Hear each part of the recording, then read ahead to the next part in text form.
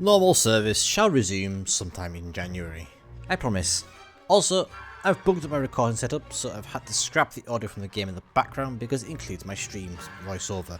I need to figure out what I've done and how to fix that, so you'll have to make do with music. Anyway, Legends! I'm Cerberus and this is Shimakaze. Introduced in the November update alongside Khabarovsk, this lean, mean torpedo spamming machine will be the reason that your battleship teammates now refuse to push. Shimakaze is available to obtain indefinitely via the Bureau. Disclosure here, this ship along with Khabarovsk was loaned to me for 1 week for showcasing by Wargaming, so I have them to thank for having access to it. First and foremost, is it a good ship and is it worth a long road to getting it? Well, yes.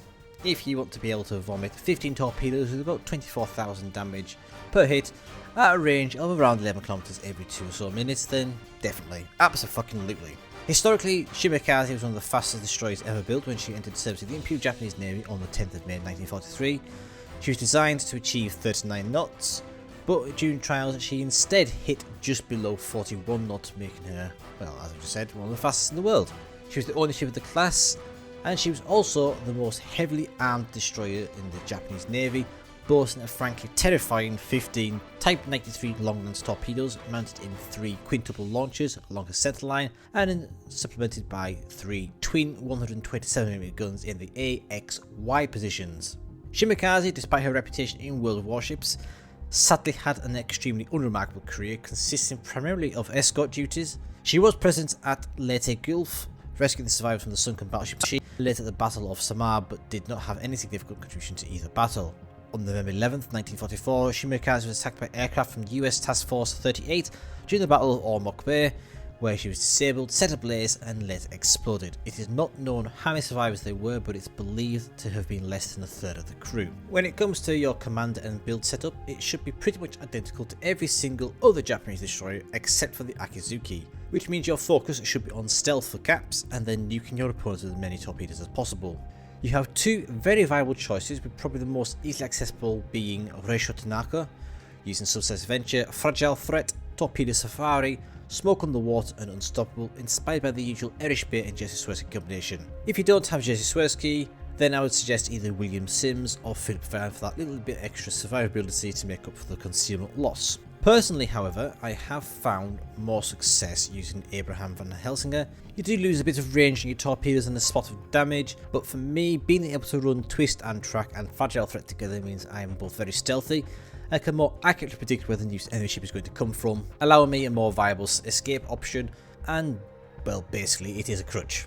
I'm not gonna lie, I use it as a crutch because of crap in destroyers. But anyway, on my build for Helsinger, I use Subsistence Venture, Fragile Threat, Twist and Track, Cloudy Days and Leviathan, although Give Me Speed is also perfectly acceptable along with the usual DD inspirations. But here I actually do use Sims rather than Swirsky because it gives me a nice healthy chunk of hit points just short of 20,000. One thing to note, however, with the Helsinger build is that you don't have access to Quick Fix or Unstoppable, so if your rudder engine get knocked out, it's pretty much game over if your damage control party is on cooldown. It's a deal breaker for some, but for others, charge accepted. For your modules, well, that is a silly question. If you've managed to get Shimakaze, you already know what to put in your boat. But hey, if you need reminding, I'm sure I can oblige. It's rather simple: Aim Systems Mod 2, Propulsion Mod 2, Concealment Mod 1, and Torpedo Launchers Mod 1. Easy. And, well, you do have a choice of torpedoes, so which one would you take? Well, it's no brainer. Take the upgraded ones, 11km base range. Yes, they do take a little longer to reload and are somewhat less quick, but come on. 11km range that hits like 2 Iowa Sizzler shells, what's not to love? And what do these builds give you in terms of stats? Well, as I recommend one of 2 different builds, I will run the info for both. For reference, my Tanaka is level 15-2 and Helsing is 12-2. Both Erich Bay and Jesse Swirsky are rank 11-2, and William Sims, who I use for my inspiration on Van Helsinger, is level 16-2. With that out of the way, it's time for the numbers. The Helsinger build brings Shimakaze's hit points up to a healthy 19,710, with the Tanaka one lagging a little bit down at 16,110. And when it comes to the gunnery, Helsinger has a 10.7 km firing range, 10.2 second reload, 18.6 second turret reverse speed, with 1800 and 2200 max HE and AP damage respectively, with a 7% fire chance. Tanaka's only difference here a slightly less firing range at 10 kilometers, and a slightly slower turret reverse time at 22.8. Onto the torpedoes, and Hellsinger features a 111.7 second reload with damage equaling 23,767, with each torpedo having an 11 km range, 71 knot top speed, and 1.7 km detection. Tanaka brings up the damage and the range up a tad to 24,777 and having a 12.3 km range. Moving quickly onto mobility, and there's only one difference here. Hellsinger, thanks to the Leviathan skill, loses a bit of speed, trailing behind at 37.8 knots, with Tanaka retaining the base 39. Rudder and turning circle remain the same, being 3 seconds and 690 meters respectively. Shimakaze is quite a big boat actually.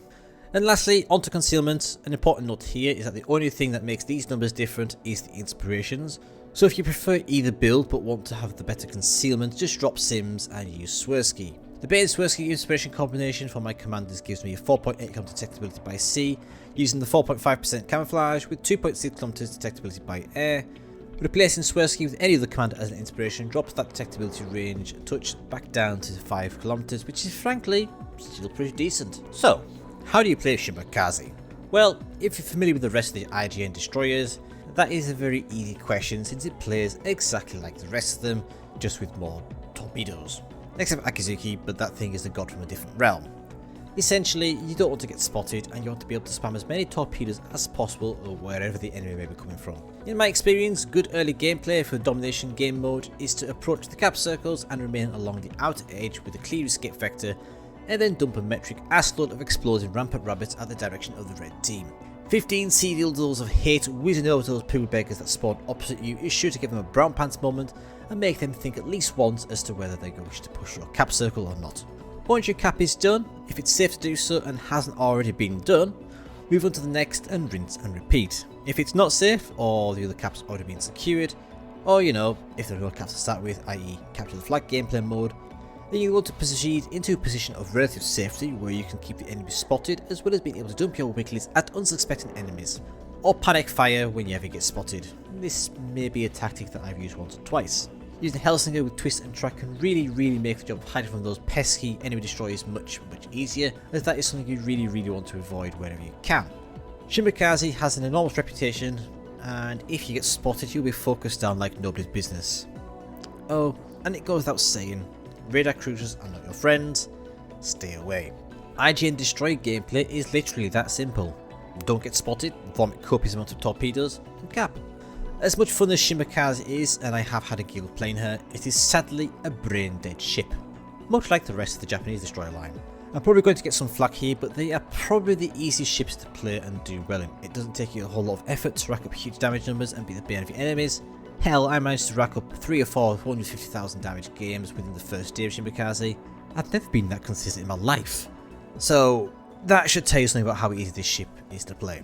Anyway, the December update shall be interesting for destroyers and cruisers with the new Fight Fire with Fire skill, which nullifies damage over time effects when damage control party is on cooldown and your ship has 3 or more DOT effects in progress. I will be very curious to see how that impacts the game, but I digress. Thank you all for watching. I hope you enjoyed the video, and if you have, it would mean the world to me if you could smash that like button and give me a little old subscribe too. Lagging behind a touch in terms of subs, so it'd be nice to get those numbers ticking along nicely. Next video will probably not be Khabarovsk. As much as I would like to do one for that ship, I haven't quite figured out how to play her and what her sweet spot is, so I don't want to pass judgment at this early stage. Maybe we can get something in before Christmas with a bit of luck though. Until next time, take care, and bye for now.